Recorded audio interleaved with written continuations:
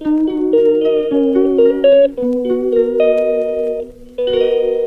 সবাই, হঠাৎ করে আকাশ একদম মেঘলা হয়ে গেছে আর হাওয়াও দিচ্ছে, মনে হচ্ছে বৃষ্টি আসবে।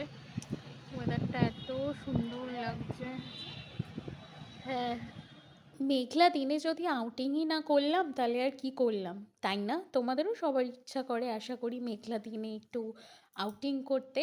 আর এই আউটিংটা বেসিক্যালি করছি কারণ আজকে আমাদের কিছু অ্যাক্টিভিটিস আছে করার জন্য।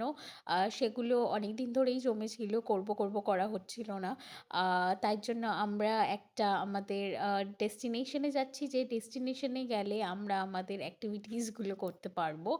আমরা এখন পৌঁছে গেছি মেট্রো সেন্ট্রালে, দেখতেই পাচ্ছ। আর এটা একটা খুব পুরনো জায়গা, তোমরা সবাই জানো, যারা যারা এখানে আশেপাশে থাকো বা এখান দিয়ে যাতায়াত করো তারা জানো। আর এটা হচ্ছে মেট্রো সেন্ট্রাল মার্কেট। তোমরা সবাই আশা করি এই মার্কেটটায় একবার না একবার গেছোই।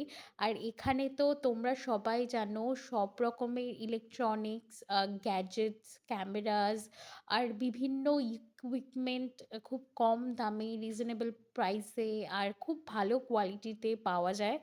তো আমরাও যাচ্ছি একটা দোকানের উদ্দেশ্যে। দোকানটার নাম হলো এন্টারপ্রাইজেস, আই গেস।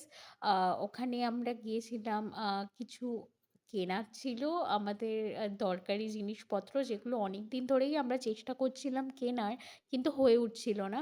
তাই জন্য আমি দীপকে বললাম যে যখন একটা মেঘলা দিনই আছে, তো চলো না আজকেই যাই, মানে ওয়েদারটা উপভোগ করা যাবে বাইরে বেরিয়ে, আর একটু জিনিসপত্রও কেনা যাবে।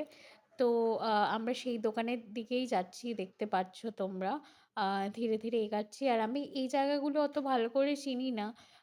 তার জন্যই দীপ আমাকে সব দেখাচ্ছিল মার্কেটটা কেমন পুরোটা, কারণ আগে আমি এখানে কোনো দিনই আসিনি।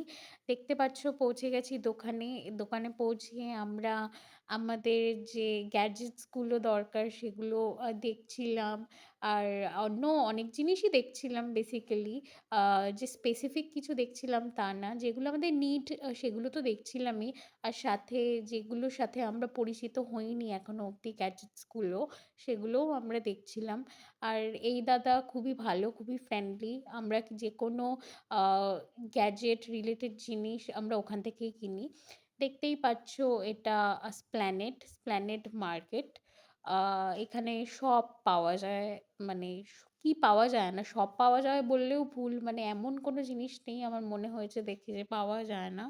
এখানে সবটাও আমার খুব ভালো লেগেছিল, যেখানে পাউচেস অ্যান্ড অল পাওয়া যাচ্ছিল। এর জন্য আমি এলাম এই দোকানটার কাছে কিছু পাউচেস দেখার জন্য, বাট পাইনি যেটা খুঁজছিলাম আর কি। তারপর আমার আর দ্বীপের পেয়ে গেল খিদে। এই রেস্টুরেন্টটা চিনতে পারছো কি না তোমরা জানি না, মানে এই রেস্টুরেন্টটা তো নিউ খুলেছে, বাট আদেও এই রেস্টুরেন্টটা খুব একটা নিউ না, পুরনোই তোমাদের সবার কাছে। আর দেখো অ্যাম্বিয়েন্সটা কি সুন্দর করে সাজানো, এত সুন্দর করে সাজানো, মানে আমারই মানে ইচ্ছা করছিল যে প্রত্যেকটা কোনায় এক একটা গিয়ে ছবি তুলি। এত সুন্দর অ্যাম্বিয়েন্সটা, তোমাদের পুরোটা তুলে ধরার চেষ্টা করছি অ্যাম্বিয়েন্সটা। আর আমি বেসিক্যালি যে কোনো জায়গায় একটু লাইট অ্যাস্থেটিকনেসই পছন্দ করি, একটু লাইট সাজানো হবে, একটু সুদিং হবে, একটু কামনেস থাকবে, এগুলো আমার খুব পছন্দ হয়। তো যেহেতু এই রোটা দেখতে পাচ্ছ যেখানে আমি বসে আছি, উপরে গাছ দিয়ে সাজানো, গাছ না প্রপারলি ছোট ছোট প্ল্যান্টস দিয়ে সাজানো, খুবই ভালো লাগছিল দেখতে। করে ফেললাম অর্ডার, ফার্স্টেই চিকেন তন্দুরি নিয়ে নিলাম, কারণ দুজনের পেয়েছিল খিদে এবং ছিল দুপুরবেলা। সবাই জানো চিকেন তন্দুরি একটা মানে এমনই আইটেম যেটা দেখলে লোভ সামলানো যায় না। তো প্রথমে আমি ঝাঁপিয়ে পড়লাম চিকেন তন্দুরির দিকে। আর খুবই ভালো ছিল তন্দুরিটা, সাথে নিয়ে নিলাম মশালা কোল্ড ড্রিঙ্কস। এই কম্বোটা তো খুবই ভালো লাগে চিকেনের কোনো আইটেমের সাথে বা বিরিয়ানির সাথে। মশালা কোল্ড ড্রিঙ্কস তো খুবই আমার পছন্দের, আশা করি তোমাদেরও পছন্দের একটা কম্বো হবে, কারণ দুটোর টেস্টই ভালো লাগে একসাথে। তারপর অর্ডার করে নিলাম বিরিয়ানি। বিরিয়ানিটা দেখতে অসাধারণ আর তেমনই খেতে ছিল। আর বিরিয়ানিটা মাটন বিরিয়ানি ছিল, চিকেন বিরিয়ানি অর্ডার করিনি। আর মাটনের কোয়ালিটিটাও খুব ভালো ছিল। তোমরা সবাই জানো যে রেস্টুরেন্টে গেলে কোয়ালিটিও ম্যাটার করে, তোমরা যে কোনো রেস্টুরেন্টে যেতে পারো, বাট যেখানে কোয়ালিটি ভালো হয় সেখানেই তো আমরা বারে বারে ফিরে যাই, তাই না? তো এই রেস্টুরেন্টের কোয়ালিটিটা এতই ভালো, খাবার-দাবারের অল টাইম আমার ভালো লাগে। আর যখনই দ্বীপ বা আমার কোথাও যাওয়ার হয় আমি অলওয়েজ বলি এখানটা চলো বা এই রেস্টুরেন্টটায় চলো। আমি কিন্তু এখনো নাম বলিনি তোমাদের। বলব পরে। আর দেখো আমি ফিরনি খাচ্ছি শেষ পাতে। আর আমার এত পছন্দ ফিরনি। এমনিই আমার সুইট ডিশ যেকোনো খেতে ভালো লাগে। আর এটা আমি ২ নম্বর ফিরনি এই নিয়ে আমার চলছিল। তোমাদের আবার আমি পুরোটা এক্সপ্রেশন এর মাধ্যমে ডেসক্রাইব করার চেষ্টা করছি যে কতটা ভালো লেগেছিল ফিরনি, যার জন্য আমি আরেকটা অর্ডার করেছিলাম। টেস্টটা তো মানে জাস্ট মানে উফ!